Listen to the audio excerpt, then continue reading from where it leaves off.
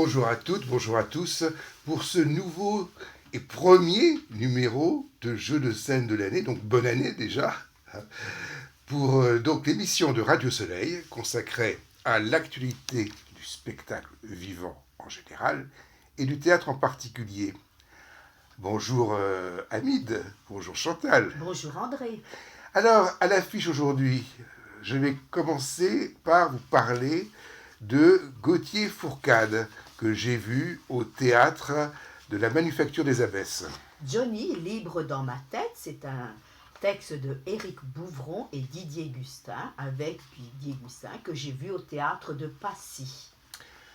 C'est la comédie française qui se produit exceptionnellement au théâtre 14 avec l'événement d'Annie Arnaud, qui est interprétée par Françoise Guillard et un peu aidée par Denis Podalides. Les chats, ou ceux qui frappent et ceux qui sont frappés, de Marlène Saldana et Jonathan Drillet, au théâtre de Chaillot. Et puis j'ai vu une Antigone de Sophocle, mise en scène de Betty Pélissou au studio Hébertot. Au 13e art, Mourad Merzouki fête les 10 ans de Pixel. Alors André, le titre est énigmatique. Le sens de la vie est-il un sixième sens? Alors, moi, je regrette de ne pas être allé voir Gauthier Fourcade plus tôt. Parce que ça fait depuis très longtemps que j'ai l'occasion d'aller le voir, ne serait-ce qu'à Avignon, dans le Off, où il est une tradition. Et là, bon, je suis allé voir ce spectacle et j'ai été complètement conquis par Gauthier Fourcade. Gauthier Fourcade, on peut le comparer parfois à De Vos. C'est-à-dire que c'est quelqu'un qui joue sur l'écriture.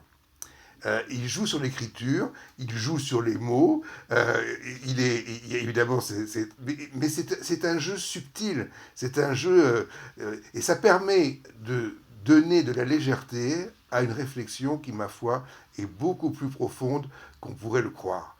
Donc, c'est un jeu avec le sens. Hein, et quand le sens de la vie est-il un sixième sens, on voit déjà qu'il y a un jeu de sens sur les mots, de sens sur la vie, de sens sur les choses. Voilà. Et comme en plus, bon, c'est quand même quelqu'un qui est un acteur et qui fait passer son discours d'une façon personnelle, animée et véridique, hein, alors on est séduit par on est pris par ce discours qui, ma foi, est presque à la fois philosophique et poétique, hein, et surtout qui ne se prend pas au sérieux. Alors quand même, c'est quand même très très très agréable. Donc moi je vous conseille très très fortement d'aller voir ce spectacle de Gauthier Fourcade. Chantal. Jusqu'au 12 janvier se donne Johnny, libre dans ma tête. J'y suis allée parce que j'ai vu à l'affiche le nom d'Éric Bouvron et j'aime beaucoup ses propositions. Alors là, c'est une pièce musicale d'humour d'Éric Bouvron et Didier Gustin. C'est quelque chose que je n'ai pas beaucoup vu, moi, au théâtre, et c'est autour de la figure, vous l'avez deviné, c'est autour de la figure de Johnny Hallyday. Mais ça ne manque pas d'autodérision. Pourquoi? Parce que le point de départ de l'intrigue narrative, il y en a une, eh bien c'est d'abord l'histoire d'un has-been, Didier Gustin, qui voit sa carrière artistique complètement arrêtée, mais un jour, Johnny lui rend visite dans sa tête pour lui demander d'organiser un dernier, l'ultime concert au Stade de France. Alors bien sûr, Didier Gustin imagine un beau renouveau dans sa carrière artistique. Alors j'ai beaucoup apprécié la manière d'introduire l'imitation, parce que c'est ce qui caractérise Didier Gustin.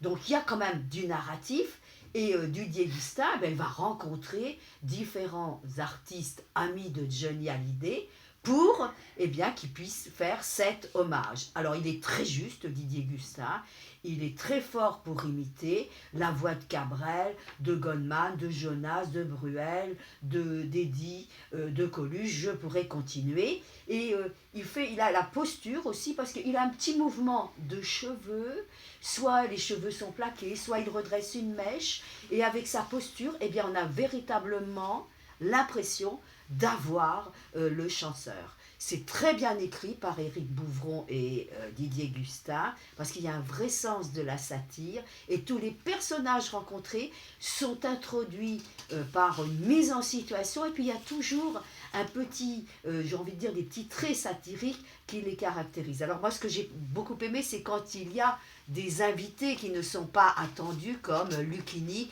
qui va venir. Il y a un gros comique de personnages, avec naturellement Johnny Hallyday et ses méprises verbales, ses malentendus, ses erreurs d'interprétation.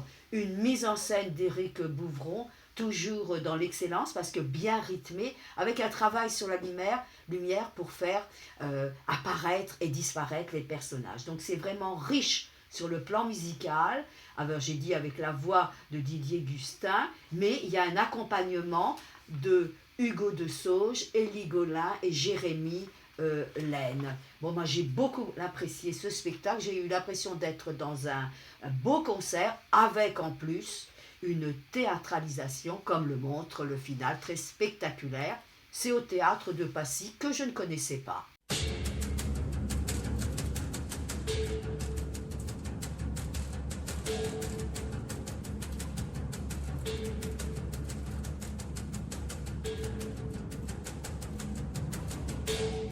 André, donc la comédie française s'installe au théâtre 14. Oui, hein, c'est une reprise d'un spectacle créé par la Comédie Française, et donc c'est l'événement d'Annie Ernaux, d'Annie Ernaux, notre prix Nobel de littérature. C'est amusant que quand on connaît un texte, évidemment, on ne le voit pas de la même façon, enfin on ne le ressent pas de la même façon que si on le découvre. Mais ça n'empêche que, pour moi, bien que je l'ai lu, ça a été encore nouveau de voir ce spectacle. C'est en cela peut-être que je trouve que c'est un très très bon spectacle. Alors, c'est un seul en scène, hein, elle est assise sur une chaise, elle nous fait face, elle a califourchon sur la chaise, c'est-à-dire que la chaise est dans une chaise de classe comme ça. Et puis, ça va être très très simple en ce qui concerne la mise en scène. Il y a peut-être une dizaine d'actes différents qui vont s'égrener, mais à chaque fois c'est une surprise. À chaque fois, et quelque chose qui n'est pas du tout gratuit par rapport au fond de ce qui est dit. Donc déjà, c'est une première chose. La deuxième chose, évidemment, c'est que Annie, pardon. Françoise Gillard. Oui, non pas Françoise Gillard. Non, là, c'est qui interprète. Ah oui, Françoise Gillard.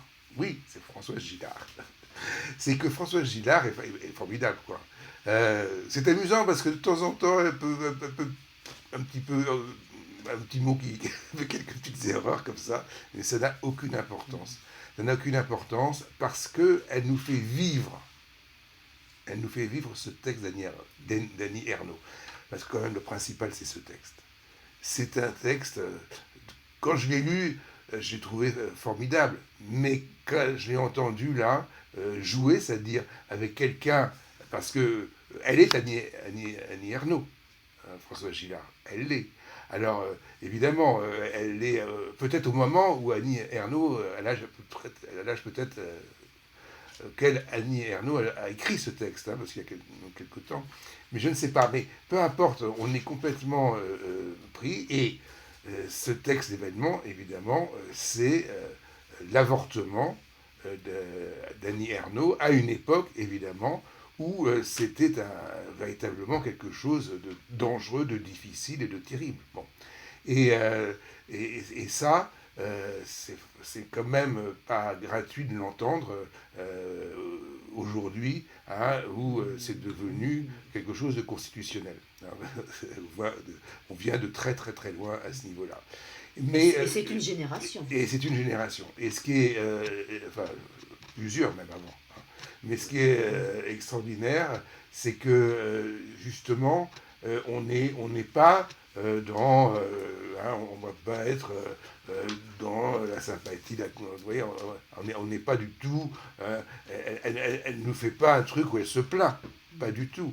Elle est près de la réalité. Et ça c'est ce qui caractérise la littérature d'Étienne Ernaud, c'est d'être au ras des pâquerettes de la réalité, mais dans une expression hein, littéraire, une expression formidable. Donc vraiment, allez voir cet événement hein, au Théâtre 14, c'est quand même un très très très beau spectacle. Chantal, tu vas nous parler des chats. Oui, les chats ou ceux qui frappent ou ceux qui sont frappés et ceux qui sont frappés.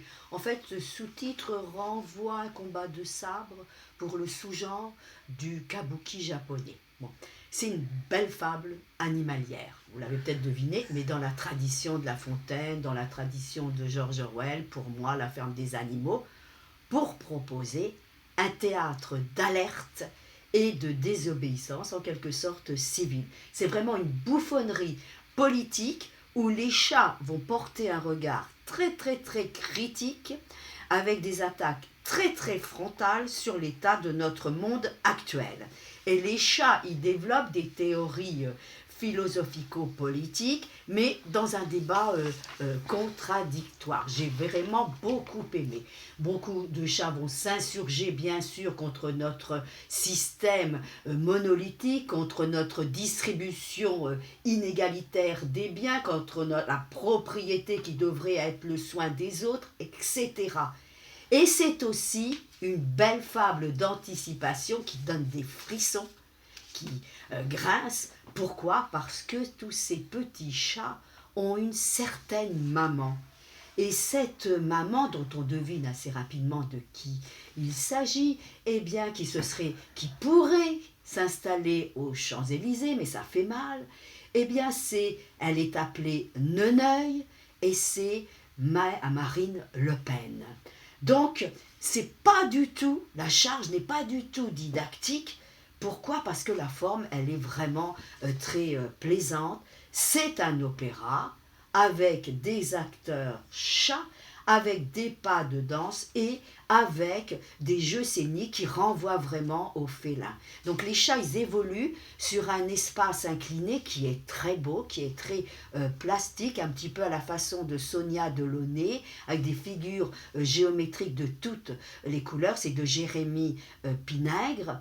Et donc, imaginez la première scène, sur ce sol un peu abstrait, avance une dizaine d'acteurs à quatre pattes, mais tous ces chats vont être fort bien différenciés et ils ont un comportement, un rôle spécifique. Dans le débat, il y aura même un chat physicien. Ils sont toujours en situation, en mouvement, ils se font des câlins, etc. On a l'impression qu'ils sont sur leur litière, ils sont dans une belle expressivité, vraiment c'est très très bien fait. Et alors les costumes, c'est des justes corps, alors ils sont souvent très saillants, très sexués, très string, il y a du cuir, etc. Il y a des couleurs et tout ça, ça renforce l'illusion zoomorphique. Moi, j'ai vu de très belles références, des références scénographiques, même à Bob Wilson, aux comédies musicales. J'ai retrouvé l'esprit de Victor Hugo, des châtiments, parce qu'à un moment donné, Victor Hugo se moque de Napoléon III à Saint-Cloud, hein, donc avec Neneuil, et donc là, on est au 8 Parc de Montretout. Il y a de très belles voix, vraiment des moments de grâce, j'ai envie de dire, visuelle et sonore. Alors, imaginez les deux chats, Javel, Ponzi, l'un en noir, l'autre en blanc, qui sont deux frères qui se disputent. Il y a le chat Le Rousseau qui va développer un discours anticolonialiste, anti-exploitation. Il y a une vraie lyris qui chante la disparition d'Artémis. Et puis, bien sûr, moi, j'ai beaucoup aimé quand il y avait le burlesque verbal, quand il y avait des ambiguïtés, comme dans la chanson Kitty la chatte. Donc, moi, j'ai aimé ces décalages, et puis cette audace sur le fond, bien sûr, Et puis sur la forme, alors c'était à Chaillot, ça se donne, eh bien, je crois que c'est jusqu'au 11 janvier.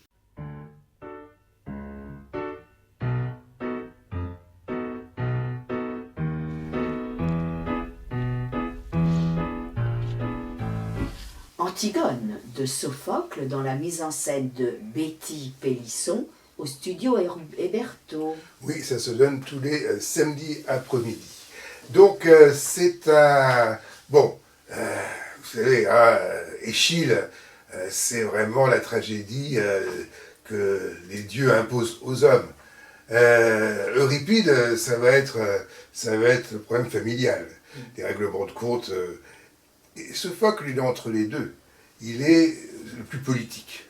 C'est le plus politique, c'est quel est le rapport entre ce que peuvent faire les hommes dans la cité. Et justement, est-ce qu'ils peuvent désobéir ou est-ce qu'ils peuvent désobéir qu'est-ce que les dieux ont pensé de cela, hein? Donc, on connaît l'histoire d'Antigone, hein, la fille d'Œdipe. Hein, déjà, c'était mal parti dans cette histoire de Thèbes. Hein, mais, et donc, ça continue, puisque les deux frères vont s'entretuer, et que Créon veut faire les honneurs de l'enterrement, enfin, si on peut dire, des dieux à l'un des deux, et au contraire, laisser l'autre crever dehors, bouffé par les oiseaux et les vers, sans aucune sépulture. Et donc, Antigone va déroger, va refuser la loi, hein, bon. Et on voit le côté très politique de tout ça. Or, je trouve que la mise en scène qui nous est donnée ici, de Betty Pélisson, elle a vu les choses comme une partie d'échec entre les différents personnages. Et ça c'est bien qu'elle ait carrément quand même pris un parti comme ça. Donc on va avoir le décor de pièces d'échecs d'une certaine manière, hein, l'échiquier sur la table, bon, et puis elle va insister là-dessus. Mais je trouve qu'en faisant ça, elle est plus dans l'optique du XVIIe siècle finalement, hein, que d'un Racine qui reprend des drames antiques lui aussi, c'est-à-dire que, d'une certaine manière, le cœur n'existe plus, bon, c'est le personnage cœur Coryphée qui va, bon, c'est difficile, mais bon, comme j'ai vu une pièce où j'ai trouvé tout d'un coup que le cœur était formidable, hein, qui était 6 pieds sous ciel, le cœur, là, la colline, bon, j'étais frustré un petit peu. Et puis surtout, je trouve que c'est plus un problème de relation interpersonnelle que le problème, quand même, qui pour moi est fondamental dans Antigone, qui est celui de la relation entre le personnage, le politique. Hein. Voilà, la loi de la cité est-elle la loi suprême? Non. Hein. La justice va au-delà. Alors là, ici, la justice, c'est les dieux, mais en fait, c'est la justice. C'est la justice. Et donc, ça, de ce point de vue-là, je trouve ça très, très, très moderne, hein, parce que on fête en ce moment des événements, justement, hein, de rapports de Dieu, etc. Ici, c'est pas du tout le cas, c'est dans l'autre sens, mais c'est aussi un rapport, hein, de respect de la loi, etc. Donc voilà, Chantal, tu termines avec Pixel. Oui, Pixel qui fête ses 10 ans au 13e art. C'est une chorégraphie de Mourad Merzouki, que d'aucuns ont pu voir il y a 10 ans d'ailleurs, avec 11 interprètes, et puis c'est du hip-hop et des artistes de cirque. Je ne l'avais pas vu, je suis contente d'y être allée. C'est vraiment une très belle concordance entre des effets visuels numériques et le style du hip-hop. C'est vraiment un très beau croisement d'art, et grâce aux artistes ingénieurs, avec Mourad Merzouki, Adrien Mondeau et Claire Barden, bien, ils ont constitué un décor de milliers de pixels, mais qui est constamment en mouvement. On a l'impression que ce sont les danseurs eux-mêmes qui sont les maîtres des pixels, qui fabriquent des chemins, des cercles, des fumées de tempêtes, de neige, etc. C'est naturellement extrêmement beau. En fait, j'ai lu, hein, il y a une grande partie qui est enregistrée, mais il y a aussi une part d'improvisation parce que ces ingénieurs eh bien, déplacent en fait, les pixels avec, ils suivent les danseurs au stylet. C'est vraiment une création en 3D avec une très belle musique qui m'a semblé puiser vraiment le rythme et l'énergie du hip-hop. C'est très original et innovant encore au bout de 10 ans, car le hip-hop là ne se limite pas à des prouesses très très individuelles comme on peut voir parfois dans la rue, mais tout est fondé sur une chorégraphie collective. Et il y a la horde, il y a le groupe, et quelques-uns vont quitter le groupe pour proposer un solo, des duos, des quatuors, mais ils reviennent toujours à ce groupe. Vraiment, il y a un mouvement de valorisation réciproque entre le plateau de la danse et puis l'écran du visuel.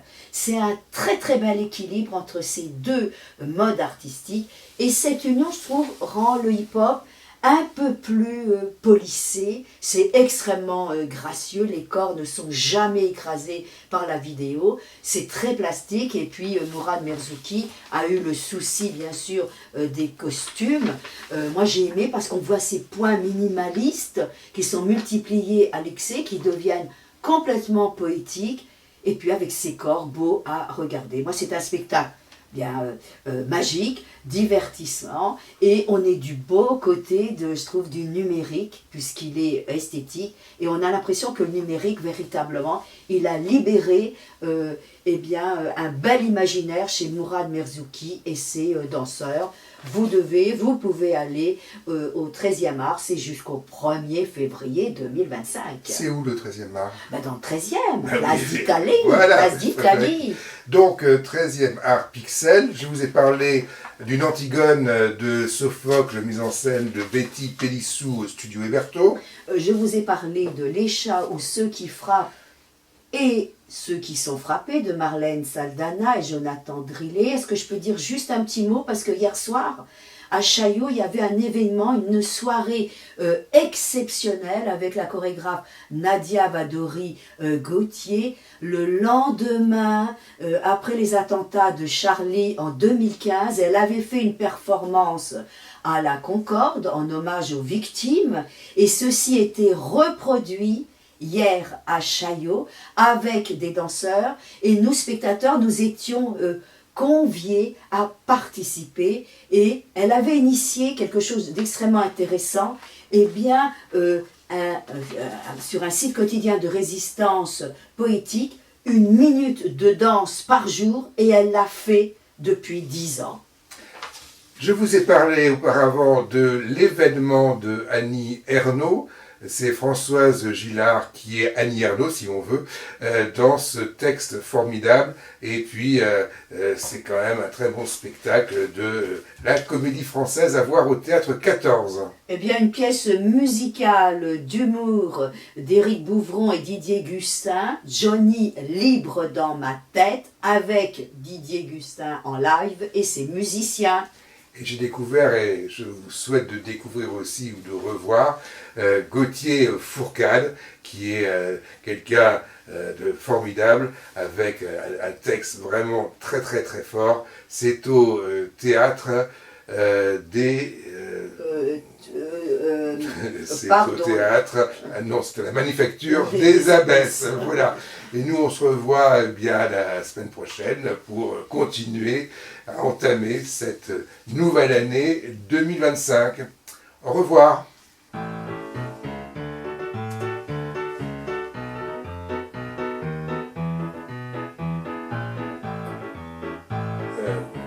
Ça aurait été mieux, tu m'avais prévenu, on aurait fait ce que tu as dit, on aurait dit...